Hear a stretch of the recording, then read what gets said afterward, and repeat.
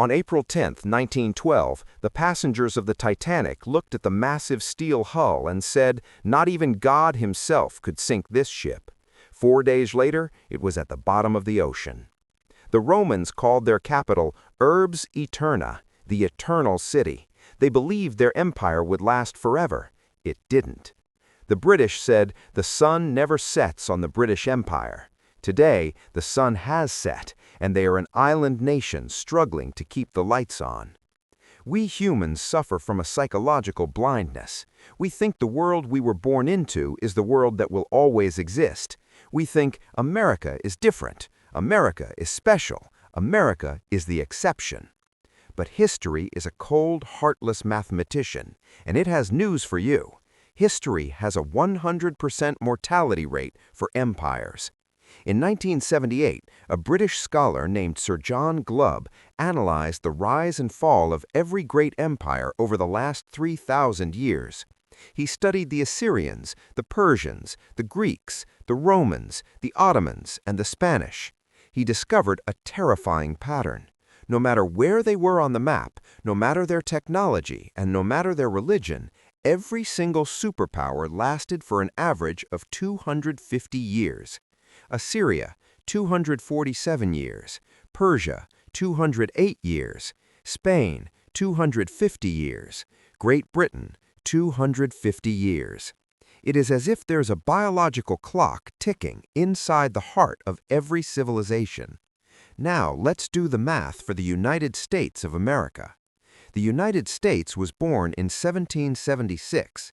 If you add 250 years to that date, 1776 plus 250 equals 2026. We are not approaching the end of the cycle. We are in it, right now, today. Look around you. Does the world feel stable to you? Why is the cost of living crushing the middle class? Why is the country more divided than at any time since the Civil War? Why does it feel like our leaders are asleep at the wheel while the world burns? It is not just bad luck, and it is not just bad politics. It is biology. Just as a human being goes from infancy to old age, empires go through 7 specific stages. The age of pioneers, the age of conquests, the age of commerce, the age of affluence, the age of intellect, the age of decadence, and the age of decline. For the last few decades, America has been enjoying the party in stage 5, but the party is over, the bill has come due, and we have officially entered stage 6. In this video, we are going to walk through these 7 stages. We are going to show you exactly where we are, what comes next, and most importantly, how you can prepare for the winter that follows. Welcome to the end of the cycle. To understand what is happening to the United States in 2026, you have to stop thinking like an economist. You have to stop looking at interest rates, stock market graphs, and employment numbers. Instead, you need to start thinking like a biologist.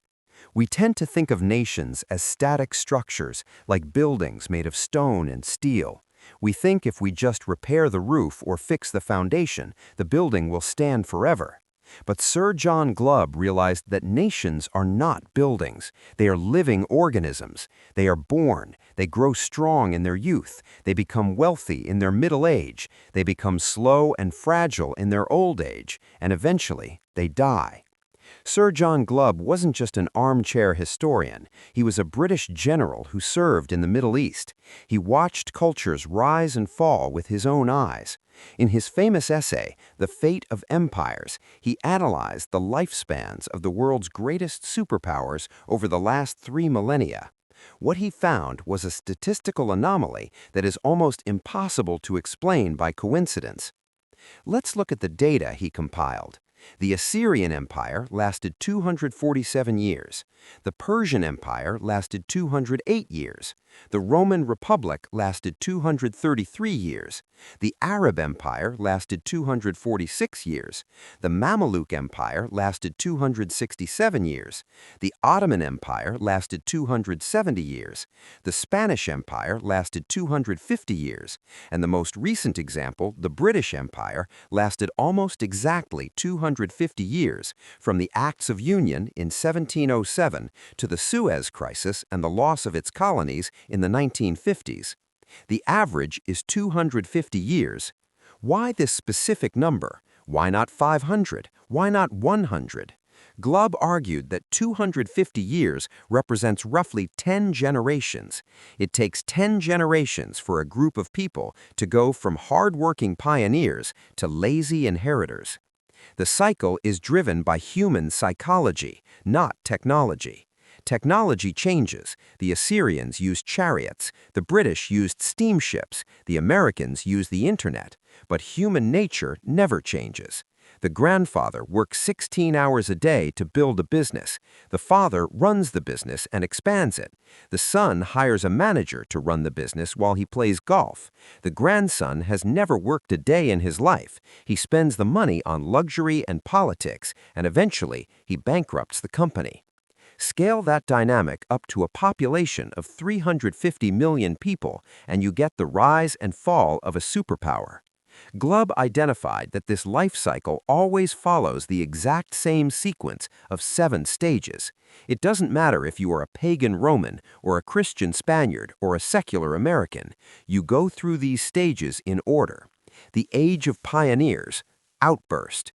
The age of conquests, the age of commerce, the age of affluence, the age of intellect, the age of decadence, and the age of decline and collapse.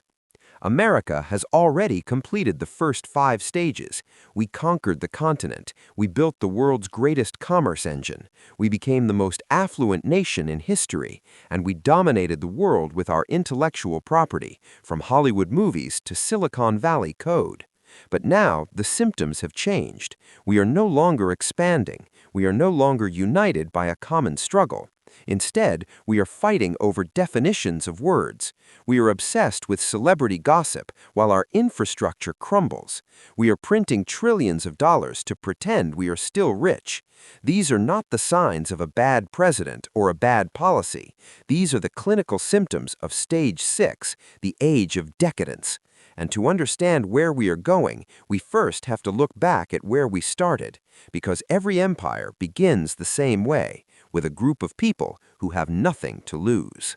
Every great empire begins in poverty. It begins with a group of people who are tough, disciplined, and unified by a common struggle. This is stage 1, the age of pioneers. Think back to the early American settlers, or the early Romans, or the early Mongols. They didn't have safety nets. They didn't have welfare. They didn't have luxury. If they didn't work, they didn't eat. This environment created a specific type of human being, the Stoic. They valued courage, honor, and duty above all else. They were willing to sacrifice their own comfort for the survival of the group. In America, this was the era of the frontier. Men and women packed everything they owned into covered wagons and headed west into the unknown. They built log cabins with their bare hands. They fought wars. They survived harsh winters. There was no concept of work-life balance. There was only survival. This hardship forged a national character of resilience and self-reliance. But success breeds ambition. When you survive the wilderness, you start to look outward. You start to want more land, more resources, and more security. This leads to stage 2, the age of conquests. For the United States, this was the 19th century. The Louisiana Purchase, the Mexican-American War, the expansion to the Pacific Ocean. We weren't just surviving anymore. We were growing. We were taking territory. We were building railroads across a continent. The military became a central institution. The heroes of this age were generals and explorers. The nation felt unstoppable. It felt like it had a manifest destiny, a divine right to expand. But conquest is expensive. Wars cost money. So to maintain this new empire, you need to generate massive wealth.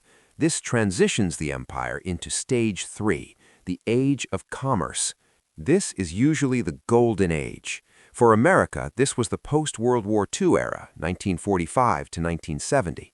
We had just won the biggest war in history. Our factories were untouched. We were producing 50% of the world's goods. Made in USA meant the best quality on Earth. Detroit was building the world's cars. Pittsburgh was making the world's steel. The heroes of this age shifted from generals to entrepreneurs, names like Ford, Rockefeller, and later the titans of industry. In this stage, the values are still strong. People still believe in hard work. They believe in honesty. They believe that if you provide value to society, you will be rewarded. The concept of the American dream was born here. A factory worker could buy a house, a car, and send his kids to college on a single income. But here's the trap. Success is dangerous. When a society becomes this wealthy, it starts to forget how it became wealthy. The generation that fought the wars and built the factories starts to die out, and they're replaced by a new generation, a generation that didn't have to fight for survival, a generation that didn't have to build the log cabin. They just inherited the mansion. This new generation looks at the wealth around them and assumes it is normal. They assume it will last forever. They stop focusing on production and start focusing on consumption. They stop asking, what can I build? And start asking, what can I buy? This psychological shift marks the end of the ascent. The hunger is gone. The discipline is fading. And just like a star that has burned through its fuel, the empire begins to expand into a bloated red giant. We enter the most seductive and dangerous phase of all, the age of affluence. When a civilization reaches the peak of the mountain, it faces a new and unexpected enemy. It is not an invading army. It is not a plague. The enemy is comfort. This is stage 4, the age of affluence. In this stage, the struggle for survival is a distant memory. The pioneers who built the log cabins are dead. The conquerors who expanded the borders are history. The new generation has only known safety, plenty, and power. And this safety breeds a dangerous psychological shift, entitlement. For the United States, the turning point can be pinpointed to a specific year, 1971. This was the year President Nixon took the U.S. dollar off the gold standard. Before 1971, money represented value. If you wanted more money, you had to produce more goods or mine more gold. After 1971, money became paper. If you wanted more money, you just printed it. This changed the entire incentive structure of society. In the age of commerce, stage 3, the heroes were people who made things, engineers, manufacturers, farmers. In the age of affluence, stage 4, the heroes became people who manipulated money, bankers, hedge fund managers, and bureaucrats.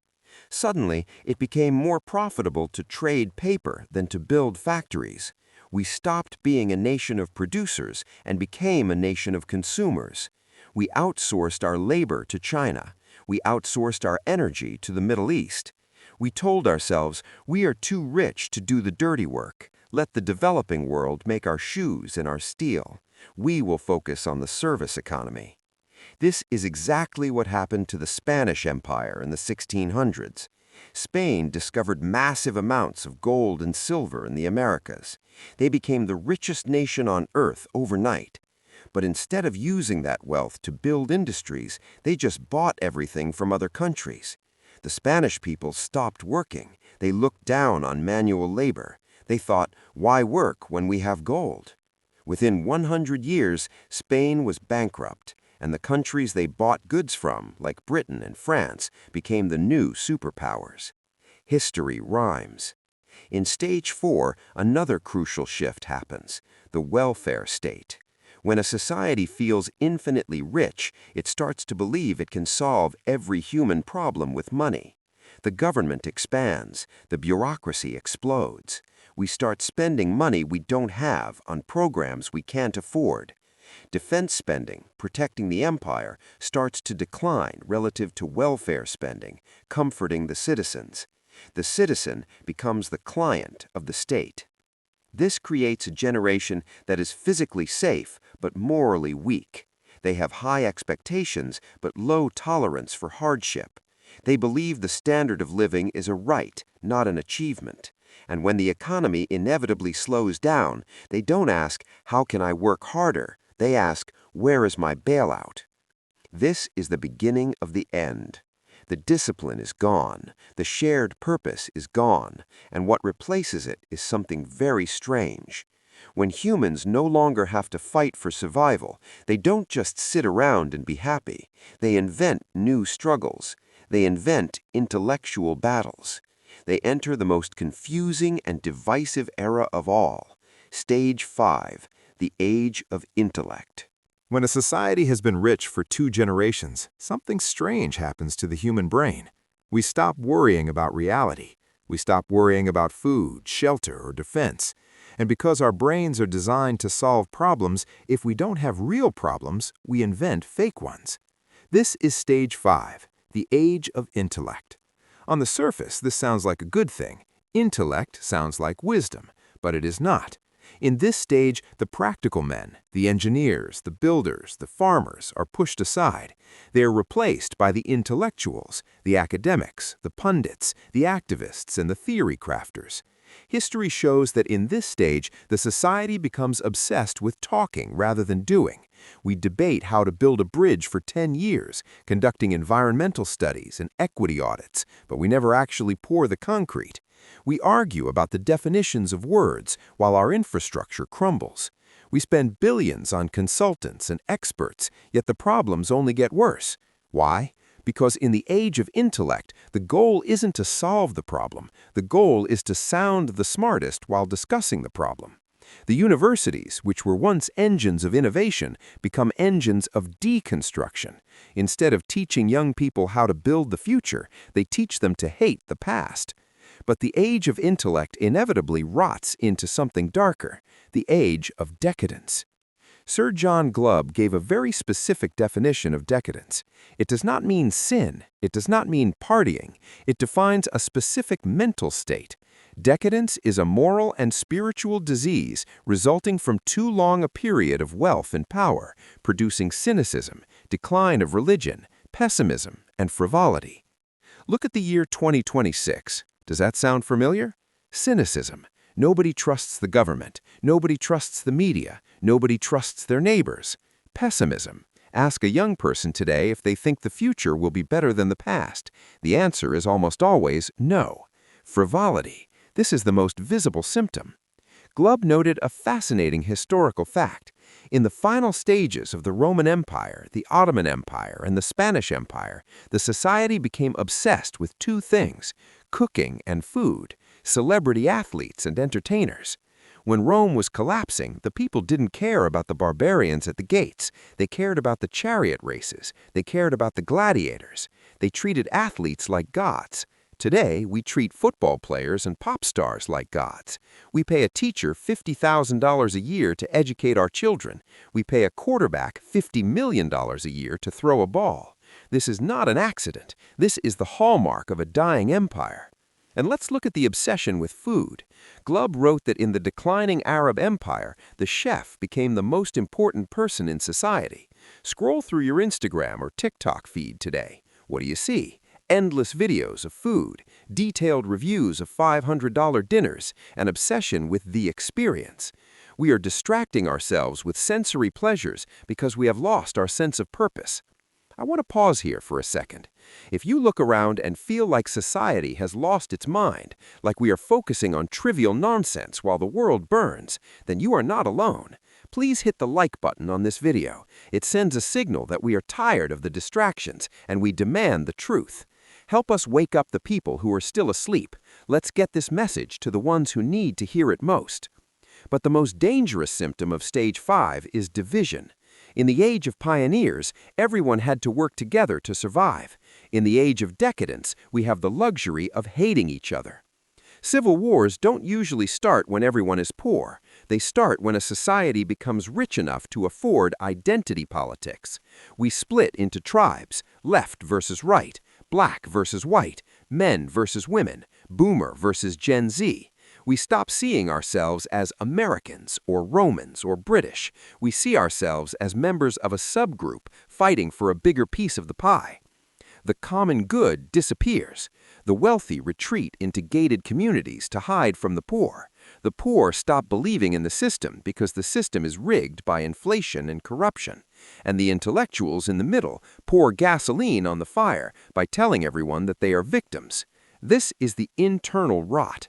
An empire rarely dies from murder, it dies from suicide. The external enemy, whether it is the barbarians for Rome or the BRICS alliance for America, only kicks down the door after the structure has already rotted from the inside. And that brings us to the final, inevitable chapter. The moment the internal rot meets the external pressure, the moment the money dies, the law fails, and the lights go out. We have now arrived at stage 6, the age of decline. The party ends, the music stops, the lights come on, and suddenly you realize the house is a mess, the guests are angry, and there is no food left in the fridge. This is stage 6, the age of decline. We have now moved past the decadence of silly debates and celebrity worship. We are now facing the cold, hard consequences of those distractions. In this stage, the empire does not collapse overnight, it rots. And Sir John Glubb identified 3 specific symptoms that always appear in this final phase. Look at America in 2026 and tell me if you recognize them. Symptom 1, the debasement of currency. This is the single most consistent feature of a dying empire. When the Roman Empire began to fail, they didn't have enough gold to pay their massive army and their welfare state. So what did they do? Did they cut spending? No, that would be political suicide. Did they raise taxes? No, the people were already taxed to death. Instead, Nero and the emperors who followed him began to clip the coins. They mixed copper into the silver denarius. The coin looked the same, but it was worth less. This caused massive inflation that destroyed the Roman middle class. In 2026, America is doing the exact same thing. We just call it quantitative easing or liquidity injection. We have printed trillions of dollars to pay for wars we didn't win and social programs we can't afford. The result is that the dollar in your pocket is dying. Life becomes a survival game. You are running on a treadmill just to stay in the same place. When the middle class dies, the glue that holds society together dissolves. You are left with 2 classes, the ultra-rich who own assets and the serfs who own nothing. Symptom 2, internal civil conflict. When the pie is growing, stage 3, everyone is happy to share. But when the pie starts shrinking, stage 6, people start bringing knives to the table. Politics is no longer about policy, it is about survival. It becomes a zero-sum game. If you win, I lose everything, so I must destroy you. In the age of decline, the nation splits into hostile factions. In Rome, it was the optimates versus the populares. In America, it is red versus blue, coastal versus rural, native versus immigrant. We are witnessing the weaponization of the law. In a healthy democracy, you defeat your opponent at the ballot box. In a declining empire, you try to put your opponent in jail, you try to bankrupt them, you try to silence them. The legitimacy of the system evaporates. Half the country believes the elections are rigged. Half the country believes the Supreme Court is illegitimate. When the people lose faith in the system is already dead. It just hasn't fallen over yet. Symptom 3, the rise of the grifters. In the age of pioneers, the hero was the builder. In the age of decline, the hero is the scammer. Why work hard for 40 years to save money that is losing 10% of its value every year? It feels like a sucker's game. So people stop producing, they start looking for shortcuts. Corruption becomes open and shameless. Politicians trade stocks based on inside information. CEOs loot their own companies for bonuses before bankruptcy. The social contract is broken. The prevailing attitude becomes, get yours while you can and let the rest burn. This creates a pervasive sense of hopelessness. The infrastructure creates potholes that never get fixed. The trains are never on time. The cities become unsafe. The citizens look at their once great nation and feel a deep sense of loss. They feel like strangers in their own land. This vulnerability does not go unnoticed. While we are fighting each other in the streets, while we are debasing our currency, while we are distracted by our internal rot, the wolves are gathering at the perimeter. History teaches us that an empire in stage 6 is irresistible to its rivals. They don't need to be stronger than you, they just need to wait for you to fall. And that brings us to the final act of the tragedy, the moment when the internal rot invites the external predator. We are now approaching stage 7, the collapse and replacement. In nature, a predator never attacks a healthy, strong bull. It is too risky. The predator waits, it watches, it circles the herd. It waits for the bull to become old, sick, or injured. Only then does it strike. Geopolitics follows the exact same law of the jungle. This is Stage 7, the replacement. For the last 80 years, the United States has been the global policeman. We protected trade routes, we enforced international law, we held the reserve currency. But now the policeman is old, broke, and distracted by internal arguments, and nature abhors a vacuum. If America steps back, someone else must step forward. Throughout history, this transition is rarely peaceful. When the Roman Empire collapsed, it was replaced by the chaotic feudal system and eventually the rise of the Islamic caliphates. When the Spanish Empire collapsed, it was replaced by the British Empire. When the British Empire collapsed, it was replaced by the American Empire. So who is waiting in the wings to replace America? You already know the answer. The center of gravity is shifting from the west to the east. It is the BRICS alliance, led by China. But here's the twist. In the past, empires were conquered by armies. Rome was sacked by Visigoths with swords. In 2026, the conquest will not be military. It will be economic. China doesn't need to land troops in California to defeat America. They just need to destroy the dollar. In Stage 7, the challenger attacks the empire's greatest weakness, its debt. America owes over $40 trillion. Who do we owe it to? A lot of it is held by foreign nations. If China, Russia, and Saudi Arabia decide to dump their U.S. Treasury bonds simultaneously, or if they decide to trade oil in gold instead of dollars, the American system evaporates overnight. This is the Thucydides trap. It is a historical pattern where a rising power threatens a ruling power. In 12 out of 16 cases in the last 500 years, this ended in war. But in the nuclear age, war is suicide, so the war becomes silent. It becomes a war of supply chains, cyber attacks, and currency manipulation. And usually the collapse is triggered by a black swan event, a small, seemingly insignificant spark that causes the entire rotten structure to burn down. For the Austro-Hungarian Empire, it was the assassination of one man, Archduke Franz Ferdinand, in Sarajevo. For the British Empire, it was the Suez Crisis, a minor conflict over a canal that proved Britain was no longer a superpower. What will be America's Suez moment? Will it be a blockade of Taiwan? Will it be a cyber attack that shuts down the U.S. power grid for a week? Or will it simply be a Tuesday morning when the Federal Reserve bond auction fails and interest rates spike to 20%? We don't know what the event will be, but we know the conditions for the event are perfect. The wood is dry, the gasoline has been poured. We are just waiting for the match. The harsh truth of Stage 7 is this: empires are not murdered, they commit suicide. The external predator only finishes the job that the internal politicians started. When the cycle ends, the world doesn't end. Life goes on. Britain is still there. Rome, Italy is still there. Spain is still there. But they are no longer the owners of the world. They are just countries. They are theme parks for the new tourists. So, if this is inevitable, if the math of the 250-year clock cannot be stopped, what does that mean for you? Are you doomed? No. The empire might be falling, but you don't have to fall with it. So here we are, 2026. The clock has struck midnight.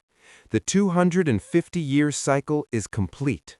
We have walked through the age of pioneers, the conquests, the commerce, the affluence, the intellect, and the decadence. And now we are staring into the face of the decline. I know this is terrifying to hear. It is scary to realize that the world you grew up in is vanishing. But I didn't make this video to scare you. I made it to prepare you. You cannot stop the seasons from changing. You cannot stop the leaves from falling in autumn. And you cannot stop an empire from collapsing when its time has come. Trying to stop it is like trying to hold back the tide with a broom. But here is the good news. Winter is not the end. Winter is just a season. It is harsh, it is cold, it kills the weak, but it also clears out the rot, it kills the parasites, it prepares the soil for a new spring. The people who suffer the most in stage 6 are the people who are dependent on the system. They are the ones waiting for a pension that will never come. They are the ones holding cash that is becoming worthless. They are the ones waiting for a politician to save them. If you want to survive the next 10 years, you must adopt the mindset of stage 1, the pioneer. You must stop thinking like a consumer and start thinking like a producer. Become essential. The age of intellect is over. The world doesn't need more consultants or social media managers. It needs people who can fix things, grow things, and build things. Learn a skill that cannot be automated or outsourced. Escape the currency. The empire will try to inflate its debt away. This destroys savers. Do not hold your wealth in their paper. Own real assets, gold, silver, Bitcoin, land, things that the government cannot print. Build your tribe. In the age of decadence, we are isolated. In the age of decline, the lone wolf dies. You need a community. You need neighbors you can trust. You need a network outside of the digital world. The empire is just a structure. It is just a government. But the nation is the people. Rome fell, but the Italians survived. The British Empire fell, but the British people are still here. America might be changing forever, but you are still here. Hard times create strong men. We have had it easy for too long.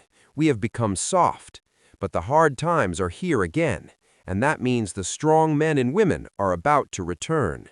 This is not the end of the world. It is just the end of an era. And if you are prepared, it might just be the beginning of your greatest chapter. History doesn't repeat itself, but it rhymes. Mark Twain. I have a question for you, and I want you to be honest. Based on everything we discussed today, the celebrity worship, the debt, the division, and the printing of money, which stage do you think we are in right now?